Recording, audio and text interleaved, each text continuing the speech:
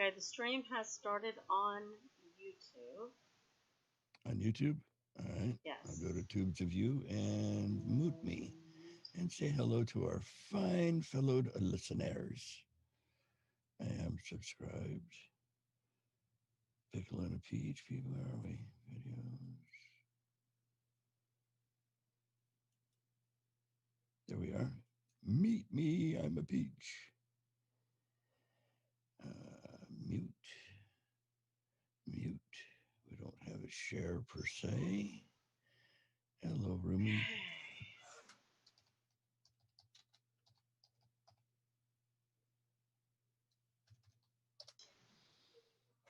Hello, room. And over to the Faisal book. And we be livid. Yo, yo, yo! Live. Bench. There we go. Mute. Mute. Share. Share more options. Share to a page. Okay. We be live.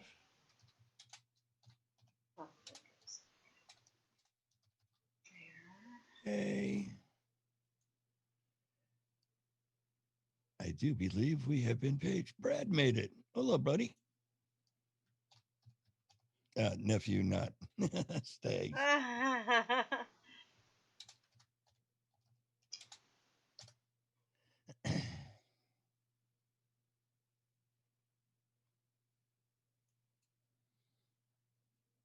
So we got Brad in. Good. Now, seeing I disappeared again. Hi, I don't know why I Brad! keep doing that. I have buku light on. I shouldn't be disappearing. I hate that.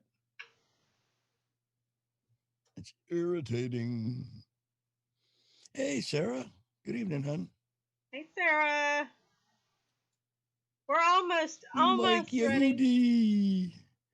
Yehudi. Yehudi. Hey, Mike. Hi, Key.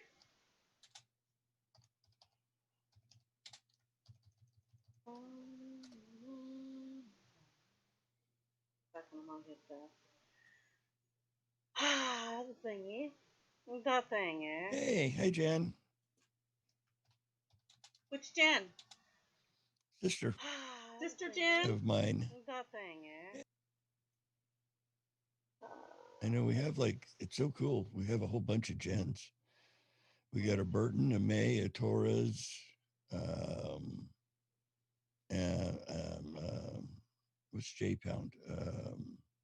Jen Lee. Whoops? Oh, May. Jen May. Okay, I'm turning the music on. Music is baby.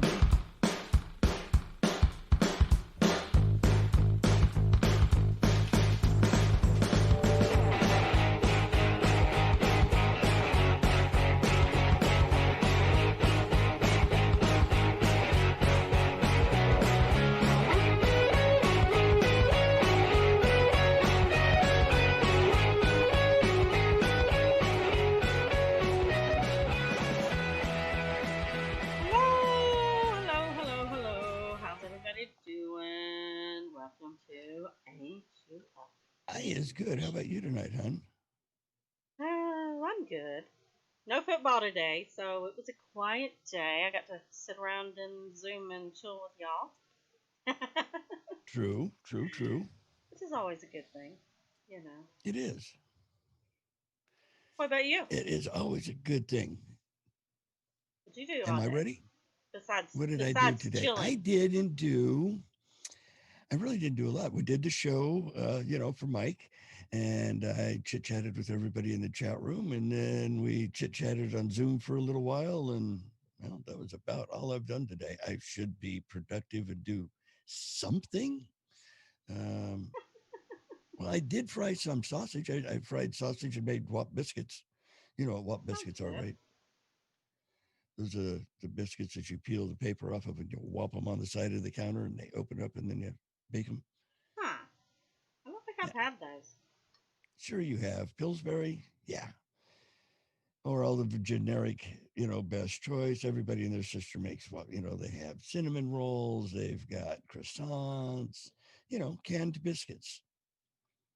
Oh, biscuit. I thought you were talking about the potatoes. I was like, No, sausage and biscuits. what? Yeah. Flaky, big, them jumbo, giant, flaky, yummy, goody, Yeah, I know what you're super talking about fattening now. biscuits.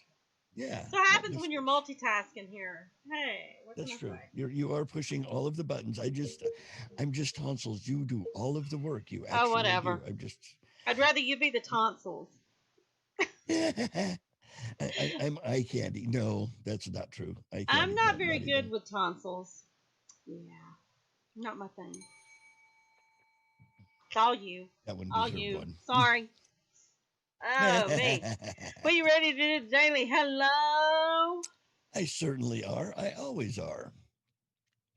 Good evening, my fellow Ain't You Peachers. Happy sunny, cloudy, warm, wet, or frozen Saturday. Yay!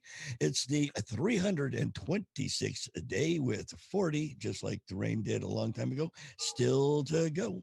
Today is National Adoption Day. I was adopted. I turned out good. I think it's good. It raises awareness of the more than 100,000 children in foster care. The day focuses on children waiting for permanent, loving families. Not only does the day aim to find homes, but National Adoption Day also helps the dreams of many children and families come true. In 2015, many courts and communities came together to finalize nearly 4,000 adoptions of children from the foster care system. Now, I'm glad it was children and not puppies or goats or, elephants. They'd get You expensive. have something against goats? No, not at all. I mean, some of the best barbecues I've been to were goat. More than 300 events are held annually during this observance. They celebrate as dreams become reality. In total, more than 58,500 children have been adopted from foster care on just this special day alone. Now, the one for, our fellow Canadian, well, not fellow Canadian, but our fellow babbler on the air. Oh, Mike Phillip up there in Canada land, Americanuck radio fame. It's National Red Mittens Day, and that represents Canadian Olympic pride and encourages Canadians to wear their red mittens in support for their Canadian athletes. Red mittens represent the pride, generosity, and excellence of every, try that again in Swahili, of every Canadian. It's also National Stuffing Day. I look like I've been stuffed. I'm up. And say some cooks choose to stuff the bird with crust of bread, vegetables, herbs, and spices. Other prefer to prepare a similar dish alongside the turkey using the drippings to moisten the dish. Either way, each preparation is a personal preference or family tradition. Now, I didn't dressing. I didn't really know that that's how it. Yeah. The difference is the first is called stuffing. Obviously, you're I didn't know stuffing there the was a bird. difference either. I didn't either, but the latter is referred to as dressing. I always thought that was a shirt and a tie. The usual turkey stuffing consists of breadcrumbs or cubes combined with onion, celery, salt, pepper. You can add other spices such as sage or poultry seasoning, and that'll give it some extra kick. Other recipes include adding sausage or hamburger. Okay, I can handle that. Tofu? Yeah, no, I'm not. Why would you take a perfectly good turkey and cram it full of bean curd? I mean, yeah, I don't get it. Oysters, you can stuff it with. I know you rank up there with the oysters and the tofu. I get you. Yep. I figured that. Hello there. What's her name? Schumer. That blonde Schumer. Yeah. Some people use eggs, rice. I don't understand rice. In I don't. in which one has rice? Dressing? Stuffing. Stuffing. Yeah. Stuffing, Rice? dressing. It's the same difference. You can use apples and raisins. Now, I've heard of people using apples and raisins and Now I know oranges. why I That I never have heard liked of. it when I was growing up. Ugh. I love stuffing. Mm. The first known, I get a bug in the house. The first known documented stuffing recipes appeared in the Roman cookbook Apicius de Corillina, and most of the stuffing recipes in the cookbook included vegetables, herbs, not herb down the street like Nessman, but and spices, nuts, and spelt. And spelt, like I was saying earlier today, is just like it's read spelt. It's spelt just like it says spelt, spelt. It's Uh-huh. spelt like you say it's spelt. Right. And it's old cereal now, whether that means that's, peas porridge hot that were in the pot 9 days old and they let it sit there and they called it old cereal. I don't know. It could have been old Cheerios for all I know. Some recipes also include chopped liver, ew, and other organ meat. Yeah, no, not doing that. That happened to me with the goulash in Germany. I do No, like some beef and chicken livers. Those, yeah, with onions. Oh yeah. Mm-hmm. yeah, Yeah. bait. No, I'm not eating bait. Now, here's a good one. This is one everybody can get behind. It's National Gingerbread Cookie Day. Mm. Yum. That encourages us to grab the rolling pin and cookie cutters, a favorite food of an Armenian monk, Gregory of Nicopolis. Brought gingerbread to Europe around 992 AD and taught French Christians to bake it. Gingerbread was often used in their religious ceremonies and it needed to be baked to be pretty sturdy. And they had it molded into the shapes of the saints, so that way it you could have your saints and eat it too. I guess uh, you know you can really, really tell you've eaten too much for Thanksgiving when you have to let your Hey, bathrobe Sean. out. We I got know that one was Sean in really the bad. chat now. Hey, Sean. Oh, so I got some Christmas cookie stuff here. Ooh, I love Um, Christmas cookies. It's P.O. Box 130, just in case. so there I've got five facts that most people probably didn't know. I know I didn't know most of them. Enlighten me. Okay, so in reference to gingerbread, Queen Elizabeth the First invented the gingerbread men. Um, let's see. She didn't actually So when bake the she did it, cookies, or that's, well, she didn't bake them herself. You know, she was a well, no, queen. after all. But she did request that her royal bakers create gingerbread cookies shaped like visiting dignitaries in order to honor them. Oh, so when she gave him head, she literally just bit it right I on off. guess so. Okay, why do we leave cookies for Santa? It's because of Mm. the Great Depression. It wasn't Oh, standard practice to leave cookies and milk out for Santa Claus until the 1930s. Historians, something, that it was, I think it says, but that it was something parents encouraged children to do in order to teach them how to share and be charitable during the time of economic depression. The tradition stuck, and Santa's pants have never fit the same. Okay, uh-huh. cookies were originally made to test oven temperature.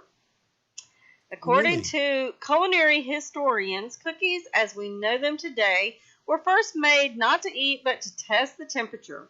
Cooks would take a small dollop of cake batter and bake it as a means of gauging whether the oven was ready or not. Interesting. Hmm. I Ginger. seem to Go vaguely ahead. remember something about that one, them using them to check the oven to get it to the right I temp. never heard it. Nope. That is all. This is pretty much new to me. Gingerbread were illegal in some places during Reformation. Martin Luther was not a fan of Christmas. In response to his anti-saint stance, he condemned the practice of praying to saints and instead taught his followers to pray directly to God. The city of Delft in the Netherlands forbade the sale of gingerbread men. Meanwhile, the magistrates of Amsterdam banned all molded cookies as they did in the city of Arnhem. I'm assuming that's in Arnhem, the yeah. Netherlands too. And the last one is Santa Claus eats over 300 million cookies on Christmas Eve. Every Christmas Eve, Santa visits over 500 million homes where he encounters about 1 billion cookies. If you hypothesize that he takes about 2 bites of each cookie, just takes a couple of bites and sets it down, it means he eats a total of 336,150, no, 386 cookies. Wow, he eats a whole lot of cookies. I'm surprised he's not dead from diabetes. I was gonna say, yeah, his next stop is the insulin factory too. I know, right? Yeah, that's a lot of cookies. So the cookie thing has only been around since the 30s. Wow, I didn't know that. I guess Sean said you're going to hell for something. Me? I'm always going to hell for something. He said you were going to hell for that. I don't know. What's he going to hell for? Who knows? Can't be good or bad. Where do you see him? I don't see him. In the Facebook chat. I'm in the Facebook chat. I see Sarah. Let me hit reload. Scroll up some. Says left scroll? Is going to hell for that. Oh no, Mr. Bill. I don't want to go. That's not nice. That's a lot of cookies. Yeah, it is. That is. I didn't know that. I always thought that was always part of the thing is the cookies. I guess sitting up all night trying to assemble the toys and whatnot by the parents, they had to sit up and eat the cookies so they could stay awake all night. Because hey, it says it's easy enough that a child could do it, but they never wrap a damn kid in them packages to put them together. You notice that? All I know is when I was growing up, I don't think I ever left cookies for Santa. You didn't ever do what to Santa? I didn't never leave cookies. My mom never did that. She never said, let's leave cookies and milk for Santa. Yeah, she was a foo-foo. Somebody in the household must have been lactose intolerant then. Okay. No. No. I don't know. It's weird. You know what Santa will need after he's had all them cookies? Yeah. To go to the bathroom. Yep, America's #1 bathroom. Uh-huh. They have a contest every year. And the organizers of the annual America's Best Restroom contest have flushed out the 2020 winner. Hey, we said 2020, huh? Hang on. Where is it? There we go. Add one to the count. The counts have been low. Cintas. There we go. And a bell. Cintas Corporation named the public bathroom in Bancroft Park in Colorado Springs, Colorado, as America's best bathroom for the 19th annual contest. Man, they've been checking out spiffy bathrooms for 19 years. The high-tech restroom cleans itself after every 30 uses, features a touchless automatic toilet paper, soap, and water dispensers. It didn't say whether it had a bidet or not. It also has hand dryers. An app alerts the park maintenance supervisor whether supplies are running low. We're very proud to win this award since opening these new restrooms just a few short months ago. Karen Pauls, director of Colorado Springs Park and Recreation Cultural Services, said in a statement, the amount of recognition we've received is a testament to the value people place in hygiene and memorable public bathrooms. The bathroom went viral this summer after TikToker Yeti Tears featured it in a video that drew millions of views. He showed how the doors open with a push of a button and slides like something out of Star Wars. At the time, a memo displayed showed that 7,800 people had used the facility in just 2 weeks.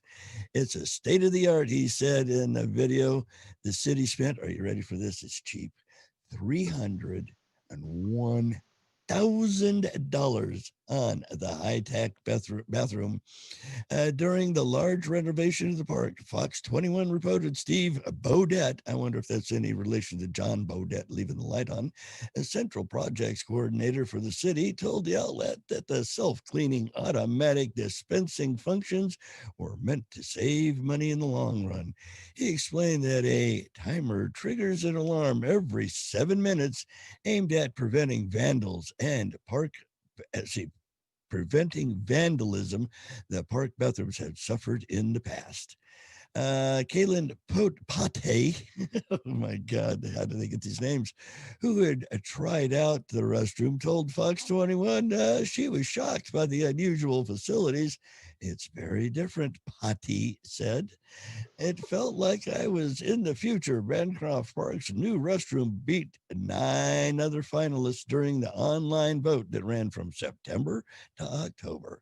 Those laboratory nominees included AirTrain JFK's Jamaica Station, Greeley Square Park, and Kimpton Moose Hotel in New York, DFW Airport in Texas, Gaslight Bar and Grill in Cincinnati, and Portland Japanese Garden in Portland, Oregon, Scottsdale Center for the Performing Arts in Scottsdale, Arizona, Swift's Attic in Austin, Texas, and the Guild Hotel in San Diego. Yeah. Ready for the video? Hit us with the video, mama. This is a $300,000 public bathroom located in Colorado Springs, and it is state of the art. You hit this button to go in. It slides like something out of Star Wars. If you want to close your door, you do the same thing with this crazy little padlock button that opens up after 10 minutes. So you have 10 minutes to do your business, and after you do your business, you can use the soap, which is on this cool little target thing. You can always use the water, and then after that, you can dry your hands. But wait, what about the toilet paper? I forgot. So let's go back. When you're peeing and pooping, you just push this button and boom, it comes out. And it also shows the whole city, how many people have used this bathroom. And in 2 weeks, 7,800 people have used it. Yeah,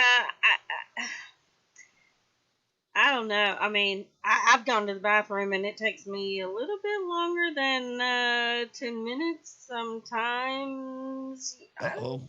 Can you imagine sitting on it and all of a sudden George is... pops open. Hi, world. Hi. Oh, wow. Yeah, I don't know. I don't see $10,000. I mean, $300,000 though. I just, That's a lot of money. $300K? Goodness. For a bathroom. That house that Holly wants Timmy to buy her is only $300,000, and that's the whole house. That's just a bathroom. It's a house. And that one's only a bathroom with a timer. You got 7 minutes, crap and get out. Yeah. I don't know about that. You see some guy in there, doing his thing, and the door opens. Hi. Now serving number 7. Actually, it's 7. It sounds like they're stuffing us full of crap.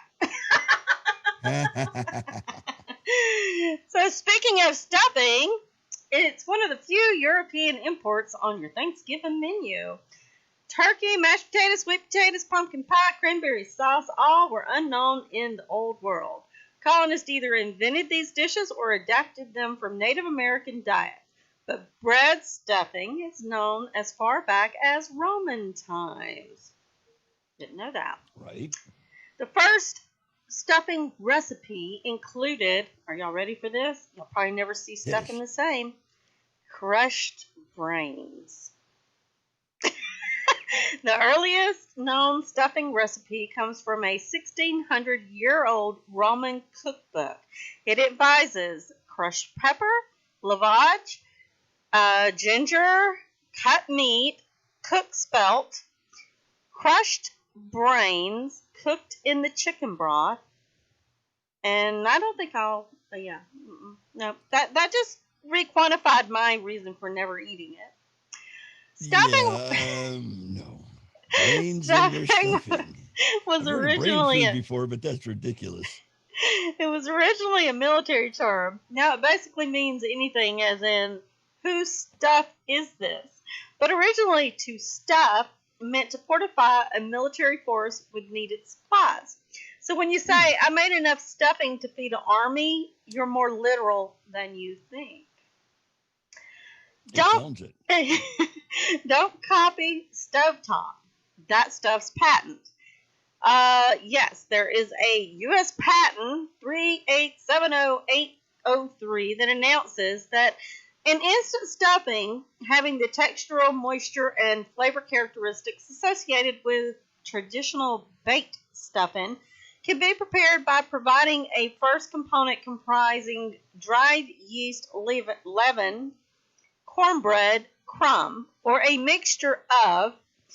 Okay, if you get the picture, Ruth Sims, an Indian-born home economic, I can't even talk today, economist, invented the product for General Foods, now a part of Kraft. The first stovetop stuffing hit the grocery store shelves in 1972. 72. Okay. 72. So, more and more, stuffing is no longer stuffed. Stovetop made it so easy to cook stuffing without the hassle of cooking the poultry. You know how you used to shove it up in the turkeys, you know. Yeah. That's why they call it stuffing, because you stuffed it. Yeah, exactly. In the bird. So now they've learned how to make it outside of the bird, so people don't really cook it. And now with the bacterial issues, you know, with salmonella and whatnot, people just prefer to make the stuffing separate from the bird. In Middle Eastern food, it is the meat that is stuffed into the vegetables. Countries that were part of the former Ottoman Empire usually have a dish of minced meat stuffed into vegetables. Egypt has kusa mashi. Turkey has sarma. Greek diners stand by dolma is often cold, stuffed with rice, but is sometimes stuffed with meat and served warm. Yeah, I don't think I ever want to even attempt to do I think stuffing. I'll stick with good old fashioned Mardican stuffing, you know, that we got from the Indians that were here. Yeah, You know, the feather, not the dot kind of folks. Yeah. And some of those things not sounding the most appetizing in the world. Of course, they could say the same thing about some of the stuff that we prepare here too. yeah. I've never. I was such a picky eater growing up that I don't like a lot of mixed stuff. So Okay. you know, I'm one of those. I'll literally. I mean, I'm not saying that I don't eat food that's mixed together now, but I generally like to keep all my food separate and eat one at a You're one of time. those. Yeah, Your I'm one peas of go over those. here, your taters go over there, Yeah, your I don't meat like goes here, them. and don't let the three touch. Yeah, I don't like them. Yeah, and you know, So pot getting it pies on. are not your favorite food because everything is already just Well, I think humblum. with stuffing or whichever one it is that has like oh, what's the green This is thing? The your green, story, celery. Is it right? celery? Yeah. I've never liked celery. Even now, I don't eat celery. But just knowing that that was in there, and back then I didn't like onions, and I didn't like a lot of. So it's like, no, not eating it. Oh, but they're Never so have. good for you. See, now I'm not a fan of cooked celery either. The flavor of celery needs to be there, but the texture of cooked I do celery use is not my celery favorite. salt. I will use celery salt, but There you go. Celery salt, celery seed. that's as far as I go. You know, have you ever heard the expression or have you ever heard the term go eat yourself? It pretty much just became true. The saying you are what you eat may Mm. soon become a whole lot more literal. There's a do it yourself meal kit for growing steaks made Oh, from human God. cells. Yeah, it was recently nominated for Design of the Year by a London based design museum Mm-hmm. named the, let's see, named the Our Orboso steak. Our Mm-hmm. Oborso steak, after the culinary symbol of the snake eating itself, you know, tail first. You've seen that? Mm-hmm. The hypothetical kit would come with everything one needs to use to grow their own cells to miniature human steaks. People think that eating of oneself is cannibalism, which technically this is not. Grace Knight, one of the designers, told Denizen magazine, before you go running for your wallet and know this isn't really a product available to buy. It was created by a scientist, Andrew Pelling, artist Orkin Tellman, and Knight, an industrial designer on commission by the Philadelphia Museum of Art for an exhibit last year. Growing yourself ensures that you and your loved ones always know the origin of your food. How has it been raised, and what it sells were acquired ethically and conscientiously. The website for the imagined product states the project was made as a critique for a lab growing meat industry, which designers told Denizen magazine is not actually animal friendly as one might expect. Lab grown meat relies on a fetal bovine serum for animal cell cultures, though some companies have claimed to have found alternative. FBS is made from calf fetus blood after pregnant cows are slaughtered. Lab grown meat has not yet been approved for human consumption, though some products could hit store shelves in the next few years. As lab grown meat industry is developing rapidly, it is important to develop designs that expose some of its underlying constraints in order to go beyond the hype. Pelling told Denizen growing our obos steaks would take about 3 months using cells taken from inside your cheek, the magazine reported. From the collection of sample steaks on display in the museum, the team used me in English today too, human cell cultures purchased from the American Tissue Culture Collection and grew them with donated blood that expired and would have otherwise been destroyed. They preserved the final products in resin.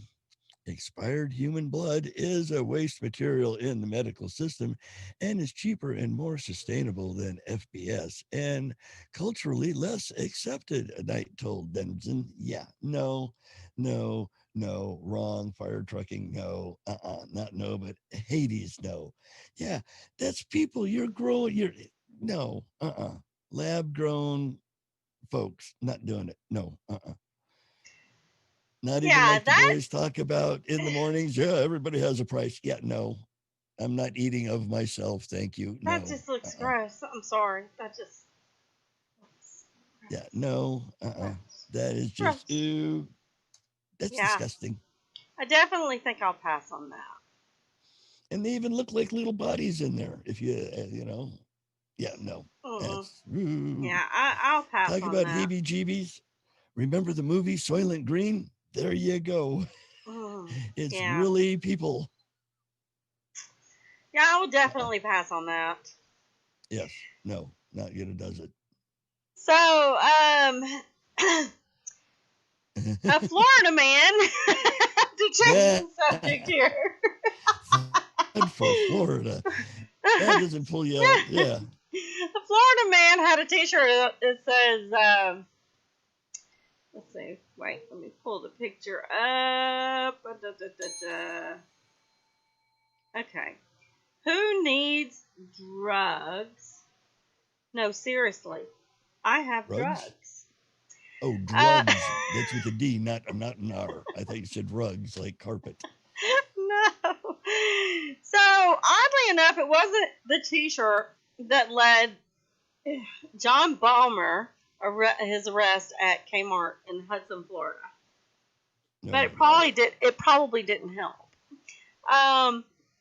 When Pasco County Sheriff's Department or deputy walked into the store Monday, he saw Balmer, 50, try unsuccessfully to pass a bag of green leafy substance to the shopper in the line behind him. According to the arrest, Balmer then paid for his items, allegedly leaving the bag on the ground. When a clerk alerted the deputies, they found marijuana and methamphetamine in the bag. Um, Uh-oh. okay, so they captioned the photo, pay close attention to the t-shirt. Balmer would have been wise to heed that advice before he left his house. But this isn't the first case of drug arrestees attempting fate with their shirts. In November, a Kentucky woman was arrested for meth possession wearing a I Love Crystal Meth t-shirt. And a month earlier, another Florida man was busted for carrying a bag of pot with a Monopoly-inspired Go Directly to Jail shirt. The cops, I'm sure, are much obliged. I just wonder, do we really have this many stupid people? Well, I mean, you're going to walk around with a shirt basically advertising what you're underhandedly doing. Well, drugs, ask me. I give you so I some. guess you shouldn't wear a t-shirt, I rob banks, to your local Bank of America, I'm guessing, huh? I know, right? That's like wearing a shirt being trashed as hell and wearing a shirt that says, I'm drunk. Come and get me! I'm drunk. Oh my gosh. No. Well, no. It's got to be the state, the humidity, the alligators. I don't know. Hey, I lived down there for 3 years, and in those 3 years, I never once did stupid crap like that. Though you some never of the once people got that arrested? I saw, I kind of questioned. Yeah, well, I don't think Rocky would say that she does stupid things. No. I have the same story that Fish had from this morning. A Florida man who strapped a light pole to the roof of his car on the highway has been arrested on charges of grand theft. Authorities said Douglas Allen Hatley, 71, was pulled over on the Tampa roadway on Monday after another driver reported that a maroon Toyota Camry was hauling a metal pole nearly double the length of the car on its roof. The Florida Highway Patrol said Hatley said he found the pole on the ground by the side of the road and, well, he just wanted to sell the metal for scrap. According to troopers, a driver told authorities that they had seen Hatley tie the light pole to the car of his roof a few miles down the road near the Interstate 75 interchange. Troopers told Hatley that a highway maintenance worker had reported the pole stolen, and the 71-year-old Lackland man said, well, he didn't know that it was illegal to remove broken utility light poles from the side of the road. So Hatley was arrested and charged with grand theft. He's being held on $2,000 bond. A passenger in the car was not charged. Jail records didn't list an attorney who could comment on the case, although Hatley has a long rap sheet, having been arrested 48 times in Florida since 1971 on charges such as grand theft, burglary, probation violation. The paper reported citing state criminal history records for, well, there's Hatley. There's his car being loaded on the tow truck. There he is. He doesn't look bad for being 71. He just got to quit stealing. And that tape on the side mirror. Well, that's why he found that pole. He was going to go sell it so he could buy a new mirror. That's what he had in mind. See, the thing for me is, I know around here when they're going to replace telephone poles or whatever, whether it be the wooden, right, railroad tie looking poles or whatever, they lay them next to where they're going to replace them to be prepared for doing it. So they kind of go start here and boom, boom, boom, and all the shit's there. And, right. It's like, it's common knowledge that just because it's laying there doesn't mean that it's trash. They will. One crew pulls them up, one crew puts them in, another crew picks up the junk and takes it away. I just So he don't just kind of caught know. it in between crews, and well, hey, there's only a $2,000 bond. He probably would have only got a couple of $100 for the pole itself. I don't know. Like I said, I don't think it's, I think Florida men, you hear more about them than you do others, but I honestly believe that we're being invaded by stupid people. Yeah. It They don't could have very well logic. be. They don't have common sense. Yeah, I just, yeah, I don't know. So, in Pennsylvania, this was back in October. Police in Okay. Pennsylvania came to the assistance of a sanitation crew when a garbage truck arrived at the police department with a hitchhiking bear riding on top of it. The Uh-oh. Kidder Township Police Department posted photos showing the bear riding on top of the garbage truck that pulled into the department's parking lot. We can only assume it was sick of going for the small amounts of trash in the garbage pails and went for the big prize. Police said they backed it up against a tree, and the bear safely climbed up the tree on its own. I have a little video. Um, Oh, let's see here. Okay, how cute. getting the this. He says, hey, man, I like leftovers. Leave me this here big pile of leftovers. I got me a whole Cracker Jack box full of goodies. That would be funny as all get out. Little bear. That's not a real big one. I'm waiting So, for him to materialize. Yep, there he goes. yeah, that was a quick Oh, little, wow, that was little short. video. By the time I seen him, he was gone. Hey, Yep, that's mine. You know, I a know. foot-long invasive species slithered by a suburban Virginia resident last week, leaving pest control experts scratching their heads before they found help identifying it. In a now removed Facebook post, Virginia Wildlife Management and Control, a local pest service, wrote that its hotline had received a call about a weird looking snake in let's see, how do you say this name of town? Midlothian, Virginia, and just outside of Richmond. The problem is we've never seen anything like it before, and we're not sure if it's a freak of nature. The company wrote it turns out it wasn't a snake, but an invasive hammerhead worm. According to the follow-up post, that also appears to have been removed. The company did not respond to a request for comment. Hammerhead worms are native to Asia, according to the Charlotte Observer.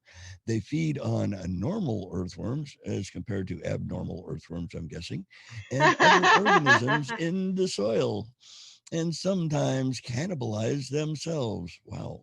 Hey, they needed to be in that first story a few minutes ago about the do it yourself. Yeah. Let's Eat your see. And meat. yeah, eat your meat and have it too. Eat your Like meat. with any earthworms, you cut them in half, both sides remain alive and continue to grow, rendering them hard to kill or essentially immortal. Immortal, they never die, as one commenter put it. Pest control experts suggest killing them by pouring salt or orange essence over them instead. They're not a threat to humans or pets, but experts aren't sure what effects they have on soil fertility and the nutrient cycle, according to Morning Ag Eclipse, an horticultural news site. The hammerhead worms have a half moon shaped head that gives them their name, obviously, similar to a hammerhead shark, and then grow to up about a foot in length. Wow, that's pretty big. According to the Texas Invasive Species Institute, they are attracted to hot, humid environments and are mostly active at night, according to the Institute, although they have invaded numerous states both sides of the Mississippi River. They remain rare in Virginia. Another Middleton homeowner said she had only seen one in 25 years living in the area. A resident of Virginia Beach, more than 100 miles southeast, found another large specimen on her patio in 2013. The Virginia pilot reported at the time they also cropped up in California, Florida, Georgia. Hey, they're down there by you, hon. Louisiana, Texas, the Carolinas, according to the Institute. They appear seasonally or around greenhouses in more than a dozen other states. They come from Borneo. So it's a Borneo worm. Now, I think that looks pretty cool. Yeah. It is neat looking. It's a pretty, yeah, it's got some pretty markings and stuff. But, really I was always told that insects that were really colorful like that are poison, and yeah, you don't mess with them. So yeah, that would be one I would be definitely looking at. Going, yeah, that thing's got some poison on it. What the fire truck is this critter? Yeah, I can understand that. They do look neat. If I won't find one, we're not warm enough here, I'm certain. But I would throw one in a cage. Man, they get to be a foot long. That's bigger than Herbert in there. You know it. That is pretty big. And it's only a worm. That's crazy. Nope. But it's party. It is pretty. It is pretty, but yeah, it can keep its butt somewhere else besides. Yeah. Don't show up at my house, you're gonna get splattered. Yeah. It does kind of look like a slug, like the guy said. It'll be a colorful splat. I wonder if you pour salt on it, if it'll do the same thing that snails, you put salt on them. Well, yeah, that's what the article was implying. Yeah. The conservationist said, the best way to kill them is just to pour salt on them or orange essence. I'm not going to waste orange essence. That's expensive. That would be me. I'd be pouring that whole thing of salt on top of that thing. It just, weren't we all cruel as children? We'd catch snails or slugs and you pour salt on them and they just. Oh yeah, I used to do that all the time. All the time. Oh my gosh, that was like, slug, where's the salt? Yeah. Now see, if I find any little slugs now, I throw them into Herbert. He likes them slimy little things. Well, that's good. You got something to compact it now. Yeah, he had some. Hey, Rebecca, how are you, hon? So since we're talking about food, I found a thing about 7 of the weirdest restaurants. Weirdest restaurants? Okay. You mean like where they're located or what they serve or? I'm fixing to tell you. So the first one is called Cabbages and Condoms. Eating here is guaranteed not to cause pregnancy. This weird restaurant, of course, has condom-themed decor, including flowers with Trojan petals, and waitstaff wear inflated condoms on their heads. There are no after-dinner mints for you, but you are obviously encouraged and expected to take a condom as sort of a doggy bag. Thank you for visiting. Type goodbye. The next one is condom restaurant. Literally, they'd run around with condoms on their head. Yep. Mm-hmm. That's a prophylactic place to eat, if you ever asked me.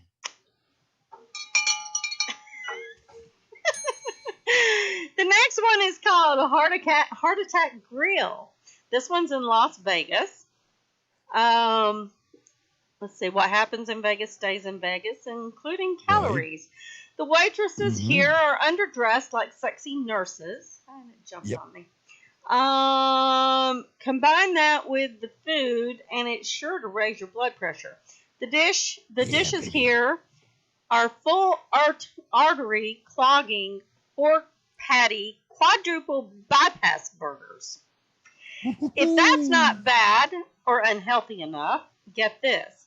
If you weigh more than 350 pounds, you eat there for free. Yep. I've heard about that place. That would be so cool. Their hamburger looks so good, though. Did they have a pic? Or did they not? Oh, no. The next one is the Robot Restaurant. All you have to do is travel to Tokyo, Japan to visit this weird and awesome, if you're into robots, robot restaurant. There are strobe lights, thumping music, and wild dance performed by robots and half-naked women. I mean, what more could a robot lover want? Naked chickies and bots. Well, the bots they can keep, but hey, The next one is Dinner in the Sky. Let's see. Like the Space Needle? No, it's a place to eat and hang from a crane. Huh? There are various locations of this exact type of restaurant. You eat strapped in and suspended high in the air. 3 chefs will cater to you and your party, which seats up to 22. Crazy Crane Restaurant serves anything from sashimi rolls to steak dinners. Wait a minute. You're suspended. Yes, a crane But suspends they have a I guess table, it's a but they have a box. little platform, or I'm assuming. It doesn't show it. hmm. Yeah. Ninja New York. The restaurant, of course, is Okay. in New York. According to New York Hmm. Times Review, this place described as a kooky, dreary subterranean labyrinth. You're greeted there by servers in black costumes who ceaselessly bow, regularly yelp, and ever so occasionally tumble. The waiters walk around and perform tricks, while serving sushi and sake. The place is designed to look like a 15th century Japanese feudal village. It's full of dark nooks and snaking passageways and is known for its Japanese fare and martial arts flair. Yeah, no. So you have a ninja restaurant. Yeah, no, I don't know. And then we For have bait. if you like cats, they have the Cat Cafe Nekorobi. It's another restaurant Ooh. in Tokyo, Japan. It's weird, but it caters to its customers. If you love cats, that is, because this is a cat cafe. This coffee Oh, they shop will serve make cats. this coffee shop Kitty will on a make you stick. swoon with joy and cuteness. Patrons enter through a modern glass door in a dimly lit joint where cats prowl and sprawl. There is a drink dispenser vending machine with hot and cold drinks, including coffee, royal milk, tea, instant miso soup, and green tea. To witness the dinnertime ritual where the kittens feast on cat food in glass food bowls, arranged in a circle around the floor, visiting in the evening.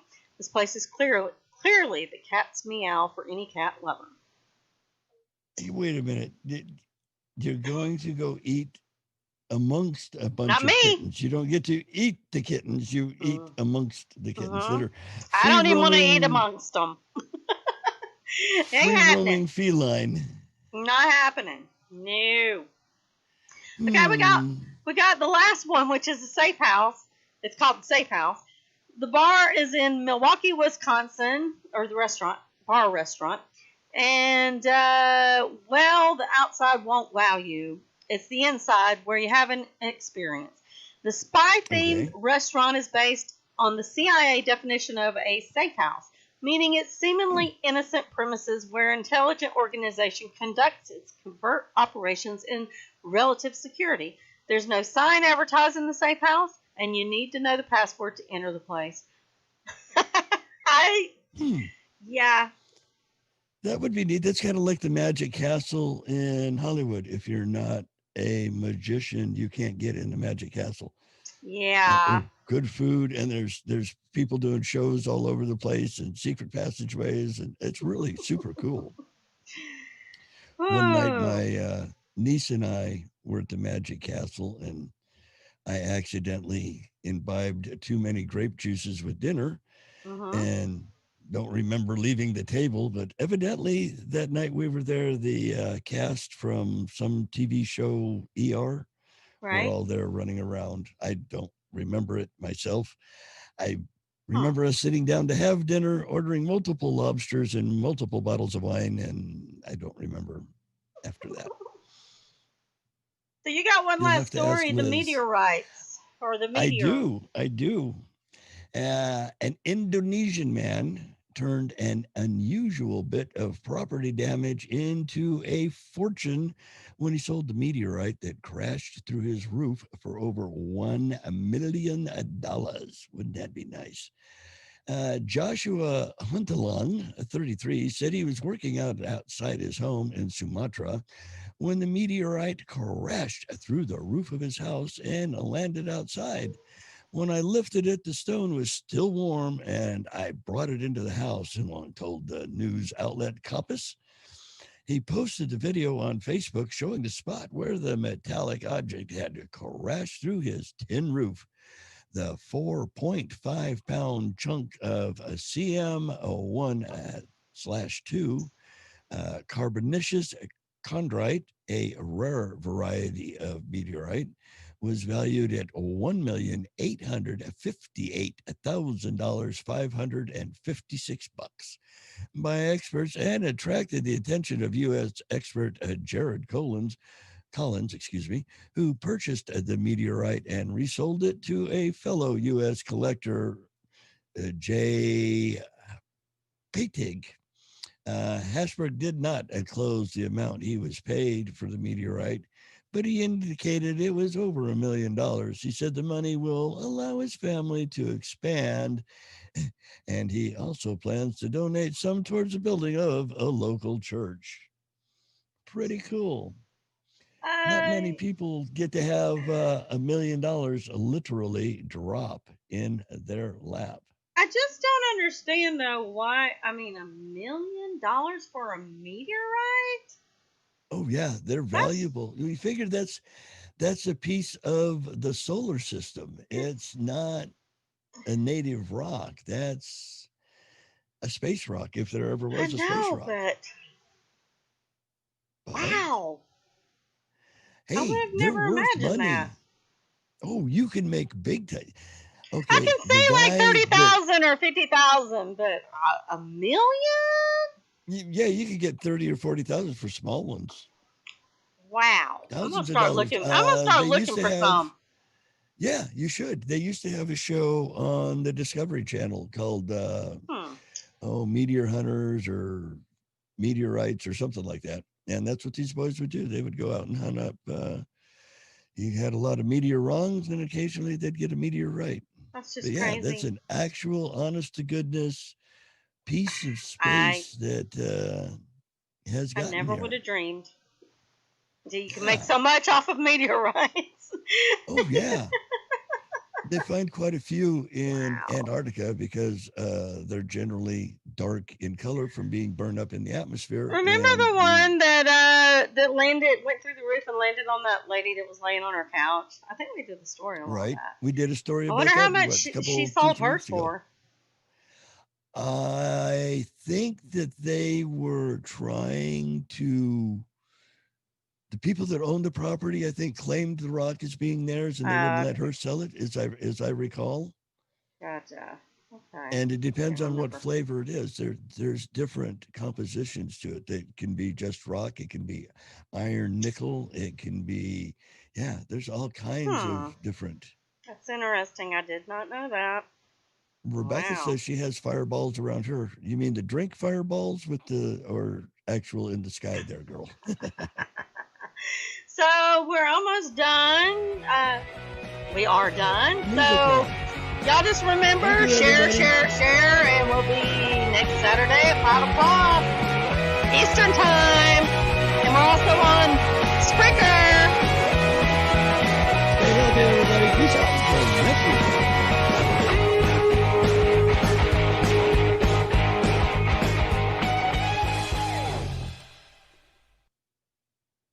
And another show in the books. Another one in the